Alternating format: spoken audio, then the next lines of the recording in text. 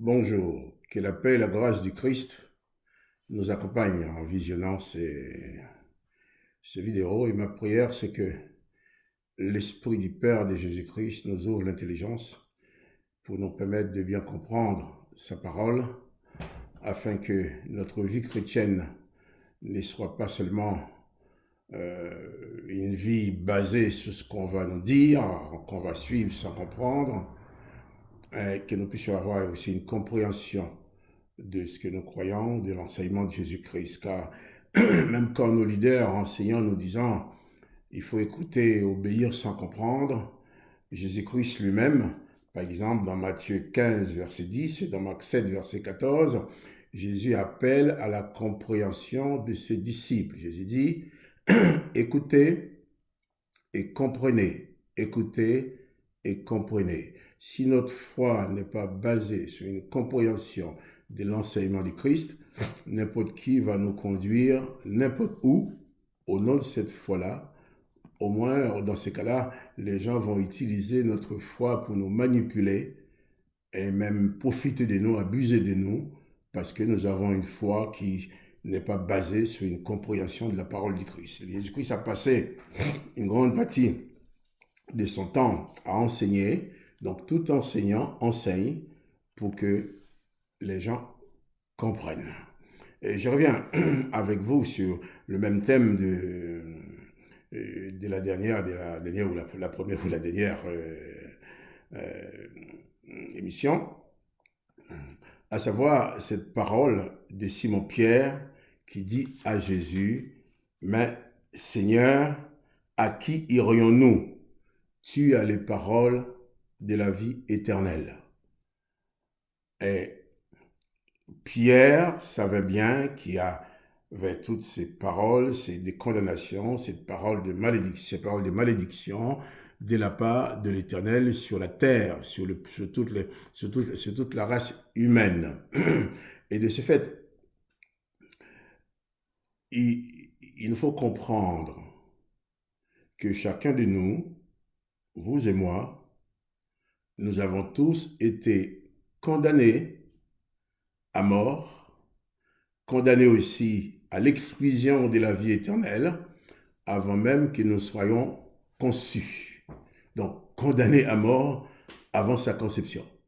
Donc, et comment? Eh bien, le texte, lorsque Adam et Ève ont désobéi à l'Éternel sur le conseil du serpent, et que à la fin, ce que le serpent leur avait dit, c'est vraiment accompli. Ils ont eu les yeux ouverts, connaissant le bien et le mal. Alors, l'Éternel lui-même va prendre la décision d'établir toute une batterie de malédictions, de condamnations sur la terre et sur toute la race humaine. À savoir aujourd'hui, écoutez-moi bien, les enfants qui sont nés il y a 2 ou 3 mois, les enfants qui sont nés il y a 3 semaines, les enfants qui sont en train de naître maintenant, et les enfants qui vont naître dans la suite, sont tous déjà jugés et condamnés avant même de voir le jour. Ouais, aujourd'hui, on pourra crier haut injustice, mais bon, on en parlera plus tard. Mais quand on regarde, on nous dit que nous mourrons à cause de nos péchés. Bon, il faudrait bien admettre ces thèses que si nous mourons, c'est parce que nous avons péché. Mais comment pourrais-je être condamné avant même de naître? Donc avant de pécher. Sinon, on dira, il y a des enfants qui naissent et qui meurent 2 jours, 3 jours, 1 mois, 3 mois après, qui n'ont aucune occasion de faire quoi que ce soit. Alors ces gens-là, ces enfants-là meurent à cause de quel péché? Il est important pour nous de comprendre ce qui nous est arrivé pour pouvoir comprendre ce que Jésus-Christ, envoyé par son Père, a fait pour nous. Parce que si on essaye de définir ce qu'on appelle la vie sur terre, eh bien, sans Jésus-Christ, on dira que cette vie sur terre n'est qu'un couloir plus ou moins long, rempli de moments de souffrance et aussi des moments de joie, mais ce couloir nous conduit inévitablement à la mort. Inévitablement à la mort. Donc, tous nous naissons dans le couloir de la mort. Pourquoi? Parce que tout simplement, lors de la désobéissance d'Adam et Ève, comme ils ne pouvaient avoir aucune manifestation de pardon, de grâce, ou même d'incompréhension, même quand l'Éternel lui-même a reconnu que c'est lui qui a fait l'homme comme ça. Dans Genèse 6, quand il dit l'Éternel s'est repenti d'avoir fait l'homme. D'avoir fait l'homme, il dit l'Éternel s'est repenti d'avoir fait l'homme, Genèse 6, verset 6, et sur la terre, et il fut affligé dans son cœur. L'Éternel dit, j'exterminerai de la face de la terre l'homme que j'ai créé, depuis l'homme jusqu'au bétail, jusqu'aux reptiles, aux oiseaux du ciel, car je me répands de les avoir faits. Et nous pouvons retourner aussi dans Genèse chapitre 3, 3 pour lire toute dimension de condamnation encore plus forte. Dans Genèse 3, verset 22, l'Éternel Dieu dit, voici l'homme est devenu comme l'un d'entre nous pour la connaissance du bien et du mal. Empêchons-les maintenant d'avancer la main, de prendre de l'arbre de vie, d'en manger et de vivre éternellement. Donc, avant même de naître, nous sommes condamnés à l'extermination. Avant même de naître, nous sommes condamnés à être exclus de la vie éternelle.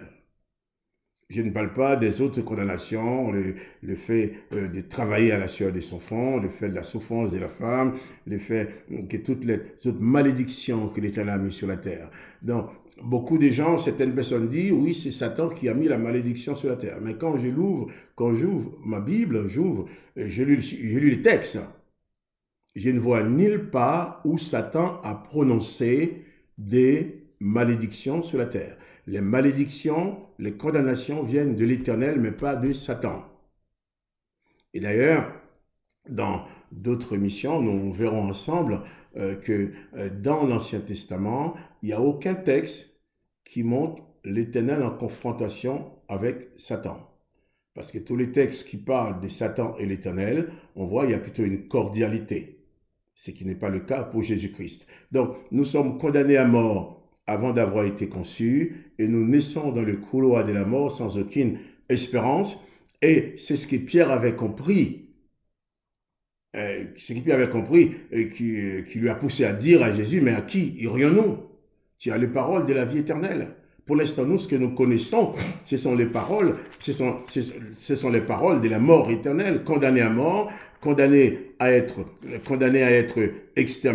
l'extermination et exclus de la vie éternelle. Donc nous, aujourd'hui, qui nous disons chrétiens, nous avons raison de vouloir être chrétiens parce que c'est la seule solution qui existe pour nous sortir du couloir de la mort. Donc, nous tous ayant été condamnés avant d'avoir conçu, condamnés avant même de naître. Donc, nous qui avons le privilège de rencontrer Jésus dans le couloir de la mort, Jésus, lui, nous donne les paroles de la vie éternelle, nous donne l'espérance, il nous permet de dire, eh bien, là où Yahvé a dit, empêchons-les de vivre éternellement, Jésus répond, Jésus arrive comme l'antidote de cette condamnation pour dire, eh bien, celui qui croit en moi vivra éternellement. Et là où Yahvé a dit, j'exterminerai l'homme que j'ai créé, eh bien, Jésus dit, je le ressusciterai.